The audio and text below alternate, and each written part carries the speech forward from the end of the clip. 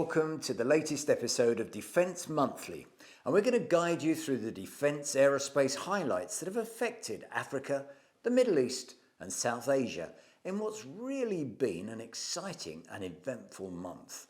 I'm Alan Peaford. Well, we've got a very full programme today as we're joined remotely by our defence editor Jon Lake in our UK studio, and Jay Menon and Sam Basch. Jay Menon in New Delhi and Sam Basch in Pretoria. And they're going to be bringing us some interesting insight from their backyards.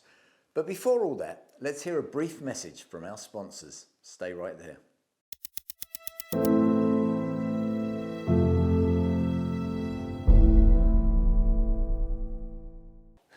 Welcome back. Jon, you look like you've got some pretty good news. Now, Alan, I'm really excited because we can begin this month's programme by looking at a brand new fifth generation fighter, and they really don't come around that often, and they certainly don't usually emerge without plenty of warning in the form of the issue of requirements, requests for proposals, and a whole bureaucratic process which the media usually follow really closely, and everything is flagged for us. But this one has come straight out of left field, which is really very cool. And as if that were not enough, it's a product of Russia's leading fighter design house, the Sukhoi Design Bureau. And better yet, it's aimed squarely at the export market, with a price point that will ensure interest from across our region. And some have even suggested that it may be the product of a joint venture between Russia and the United Arab Emirates. Fantastic stuff. Details of the new light tactical aircraft, or LTA, which we think may be designated as the T-75 within Sukhoi, and which Rostec are calling the Checkmate, began to emerge in the run-up to the MAX 2021 International Aviation and Space Salon held at Lukhovitsky just outside Moscow. Now, Rostec issued an initial press release on the 13th of July promising that its subsidiary, the United Aircraft Corporation, would present what it called a fundamentally new military aircraft on the 20th of July, the first day of the MAX show. This was followed by a campaign of teaser videos and leaked photos, including photos of a heavily shrouded airframe on the airfield, before, on the first day of the show, the aircraft was formally presented to none other than President Vladimir Putin himself. Now, the United Aircraft Corporation, which is Sukhoi's parent company, hinted at 4 potential customers: Argentina, Vietnam, India, and the UAE, though it remains unclear whether any of these nations has actually expressed any interest in the new fighter, or whether they're just sales prospects, or hopes, or in some cases, Russian mischief making. The UAE and Russia announced an industrial cooperation agreement on defence projects at the IDEX show in Abu Dhabi back in February 2017. But Jon, didn't that include the development of a light fighter jet? That's right, Alan, but 2017's a long time ago, and that new generation fighter development agreement was signed before the UAE signed up for the Lockheed Martin F-35 Joint Strike Fighter, and the chances of the UAE pursuing both aircraft would seem unlikely at best. But the proposed UAE F-35 deal has admittedly run into some political opposition in the States, so this could be a fallback option eventually. I say eventually since this programme is a long way from producing a production aircraft. Rostec claimed that the LTA that it was showing at MAX was almost ready for flight test, but most experts disagree, thinking that it was simply a mock-up, albeit with a real engine, real landing gear and a well-equipped cockpit, but completely lacking hydraulic systems, electrical systems, etc. Now, getting from what we can see now to a production fighter will take billions of rubles of development funding, and it's by no means clear where this might come from. Domestic funding is most unlikely. The debt-laden United Aircraft Corporation is simply not in a position to self-finance or even to accept a heavier risk burden. Meanwhile, the Russian aerospace forces have no interest in single-engine fighters, and in any case, Russia already has the LMFS lightweight fighter program underway. So unless there's been a sudden realisation that the Su-57, the Checkmate's big brother, is simply too flawed and too expensive to carry on with, it's hard to see how any Russian money could come to this programme. So where might the money come from? John, you mentioned Vietnam, Argentina and India, I think. Let's leave India to one side for a moment. I'm sure that Jay will have his view on that. But Vietnam would not be remotely capable of making the level of investment that a programme like this would demand. Steve Trimble at Aviation Week expressed the view that any mention of Argentina was no more than Russian trolling of the British, part of the ongoing war of words between the two nations.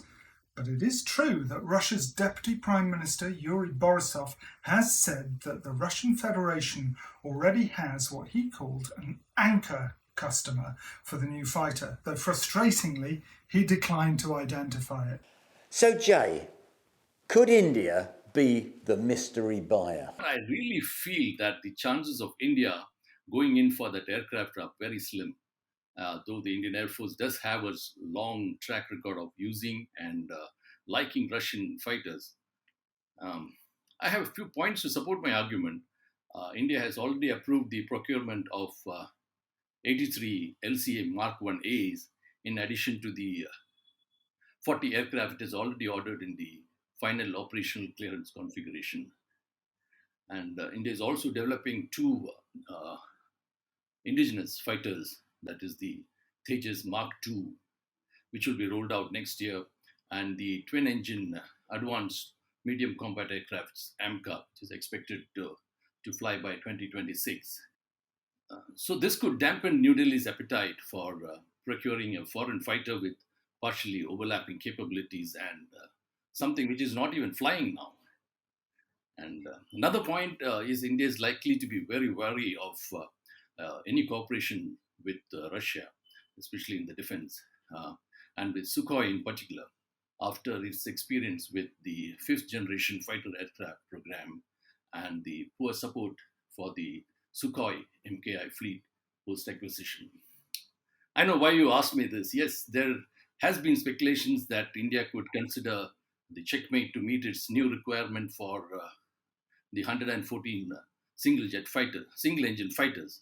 But no, the new Sukhoi fighter is not even expected to be ready in time to compete for this. And you've also got some actual contracts as well from the Russians, haven't you? That's right. Russia has presented India with an offer of 21 MiG-29 fighters.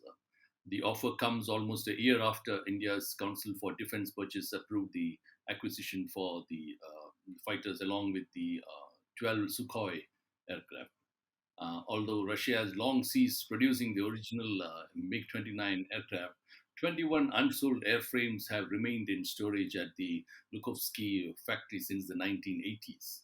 So these airframes are considered to be still in good condition and will be fitted with equipment and systems as part of the deal and will be upgraded to the most recent MiG UPG standard before delivery to India.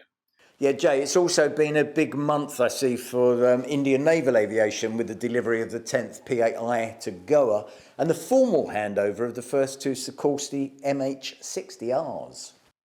Yes, indeed. It has been a big month for Indian naval aviation. The Navy got its 10th P-8I and is expected to get all its 12 P-8Is by the end of this year, even though there was a slight delay due to the pandemic. And as we reported earlier, the US government has also approved the sale of another 6 aircraft to India, and a formal G2G agreement is expected to be signed soon. The P-8Is have been in action of late thanks to China.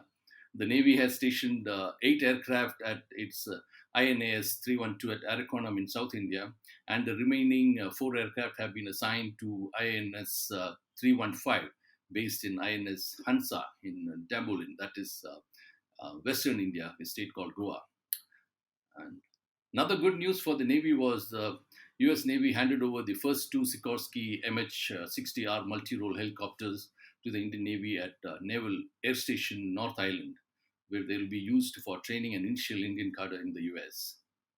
India had ordered 24 of these helicopters, and The delivery of the first of these 24 choppers is expected to take place this year, but they will not land in India until the middle of next year, as you said.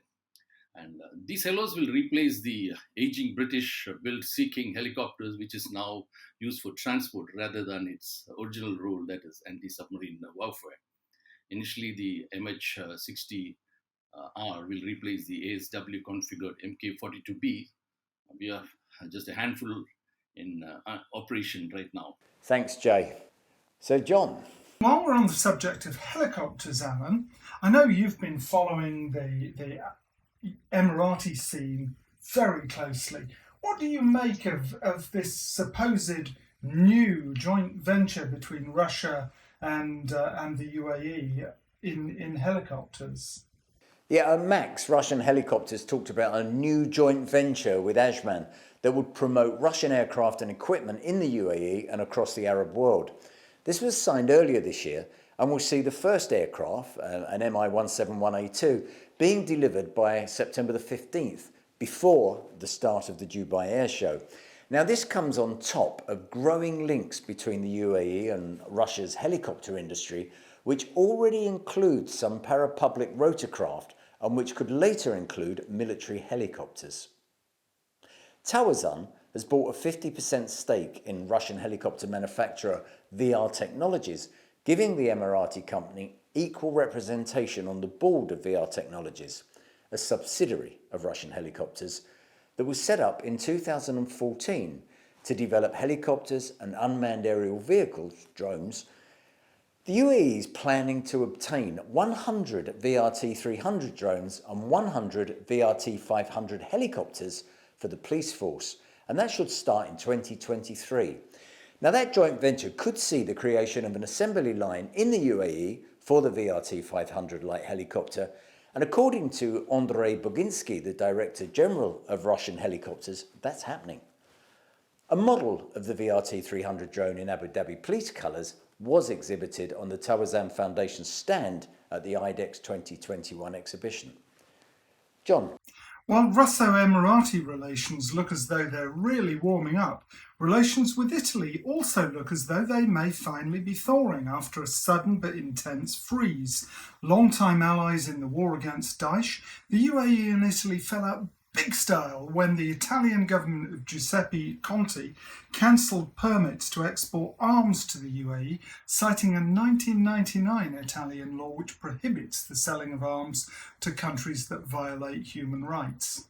This was triggered in part by the UAE's participation in the Saudi-led operation in Yemen, but it also reflected Italian unhappiness with the very close relationship between the Emirates and the Libyan opposition forces led by General Khalifa Haftar, since Italy, like most of the EU, supports the rival Government of National Accord, which is the internationally recognised government.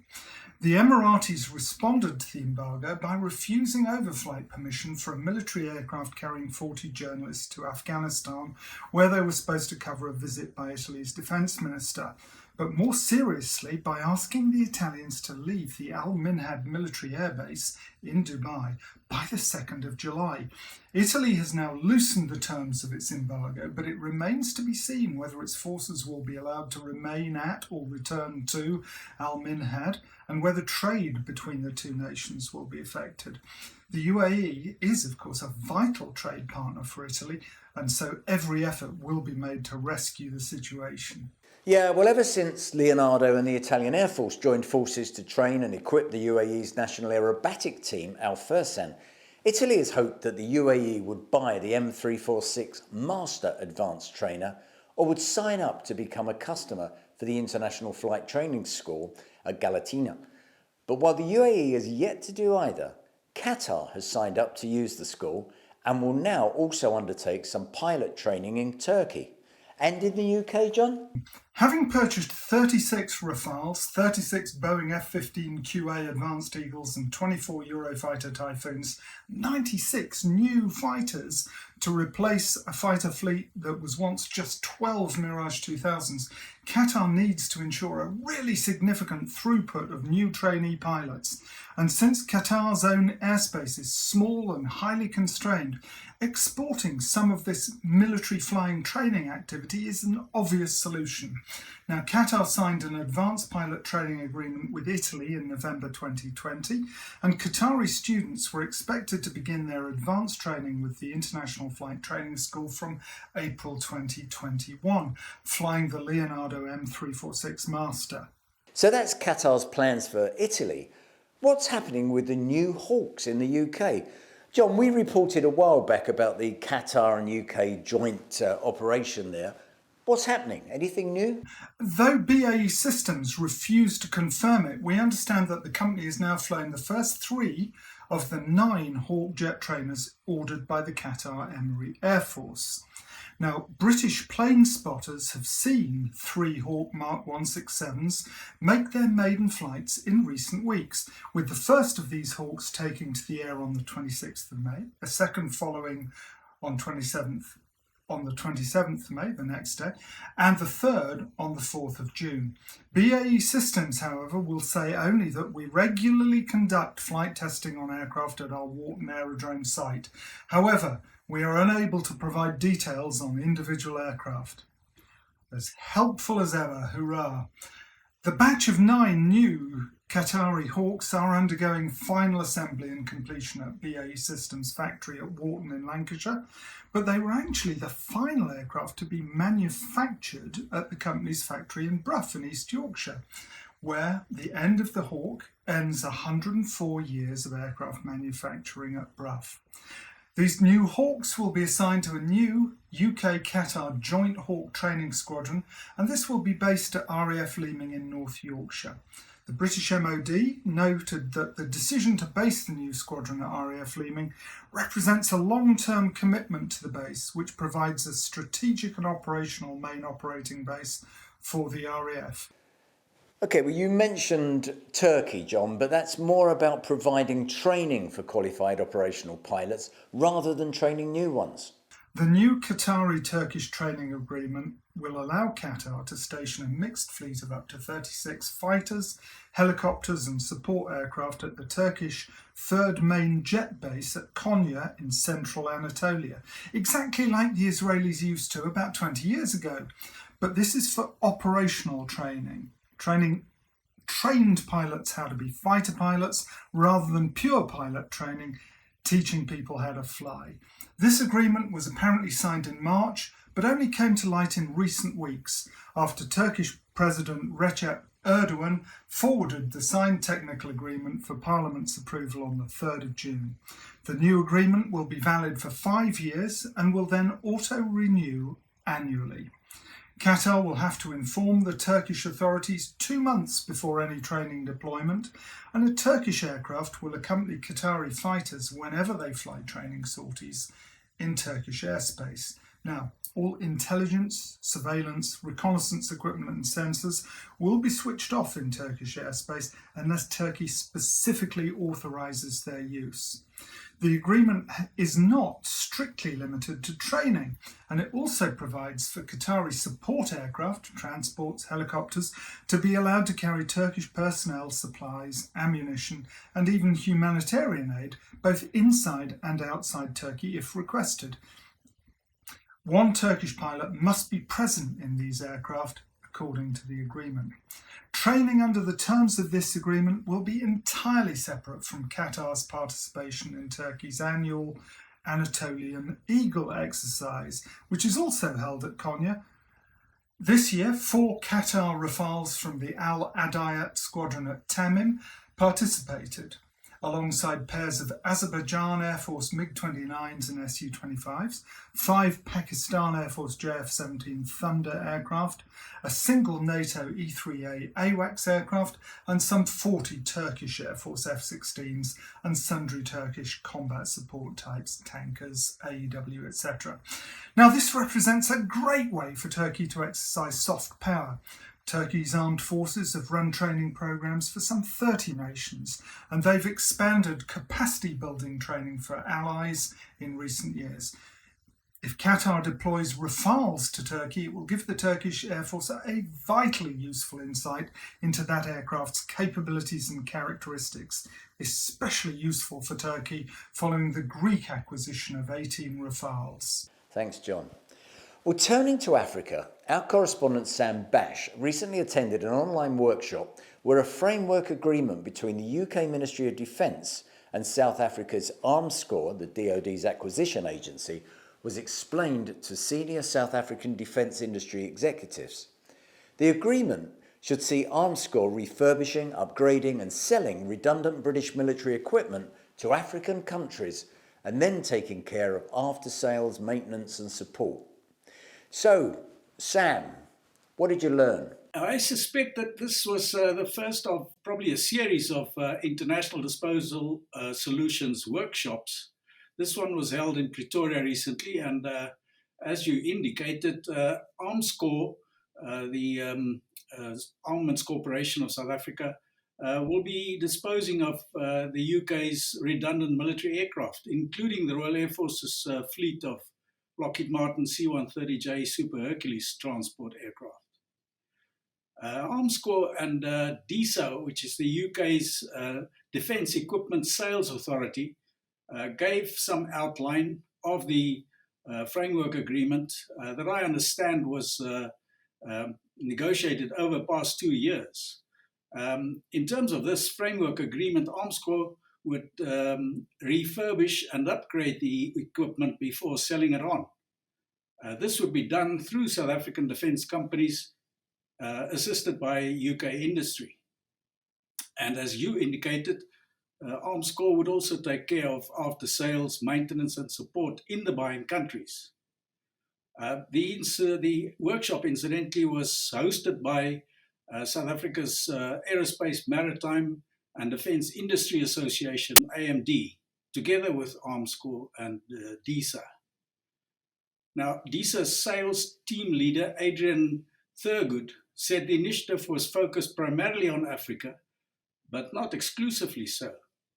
He said DISA opted to work with Armscor on account of its 20 years experience in disposing of surplus redundant South African military equipment. Armscor has an international footprint on most continents and has successfully sold Army, Navy and Air Force equipment from platform level to parts, components and ammunition. Besides the C-130 Super Hercules fleet, the package includes Puma and Gazelle helicopters, the BAE 146 and the Britten-Norman Defender aircraft. Armscor's Mark Verwey, who heads business and enablement for Europe and Asia, said the agreement was to ensure no products were simply dumped into the African market without being properly refurbished and maintained. Another participant in the workshop was the UK's ADS group. Brindley Saltzman, Director Overseas and Exports, highlighted ADS's expertise to advise on market intelligence, export controls, industrial participation, and counter-trade, and so on. And of course, the all-important issue of finance also came up. Financing would be guaranteed through the UK Export Finance, according to Dirk van der Berg of the British High Commission in Pretoria. The Export Credit Agency has more than 100 years' experience and a total capacity of £50 billion. Well, that's it from us, and thank you, John, Jay and Sam for joining us this week, and thank you for joining us too. Don't forget you can subscribe to our YouTube site for more exciting aerospace and defence programmes, and do let us have any ideas you have for our talking points. We'll be back next month. Until then, stay safe. Goodbye. How do we achieve ultimate defense interoperability?